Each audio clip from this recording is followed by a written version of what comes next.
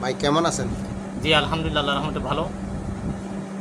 আমি এখন কথা বলছি বাংলাদেশ মুক্তি পার্টির চেয়ারম্যান বিশিষ্ট সাংবাদিক জনাব দেলাওয়ার হোসেন ভূঁইয়া সাহেবের সাথে।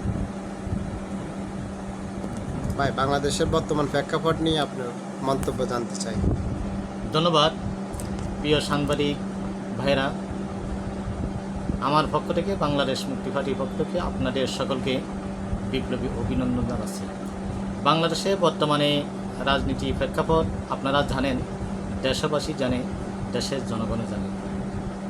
কারণ রাজনীতি দুর্দিন চলছে।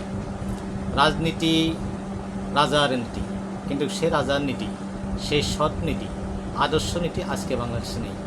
যদি রাজনীতি সেভাবে থাকতো তাহলে আজকে বাংলাদেশের মানুষ শোষিত বঞ্চিত হতো না। রাজনীতি করে মানুষ সেবার জন্য, জনগণ সেবা পাওয়ার জন্য, কিন্তু আজকে জনগণ টোটাল সেবা থেকে বঞ্চিত।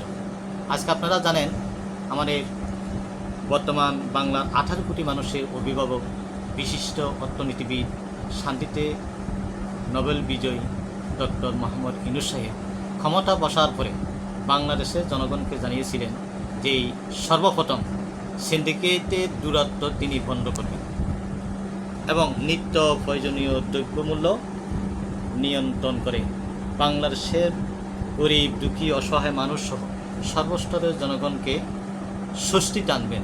কিন্তু আজকে তিনি এগুলো নিয়ন্ত্রণ করতে পারছেন না।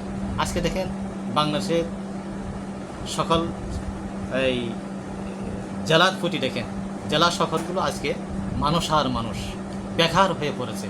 মানুষ রিক্সা চালাইতেছে, কুলির কাজ করতেছে, দিনমজুরের কাজ করতেছে, শুধু 2 মুঠো ঢাল ভাত খাওয়ার জন্য। বেকার হবে কেন? আজকে দেখেন, বাংলাদেশে শত শত কলকারখানা বন্ধ হয়ে গেছে।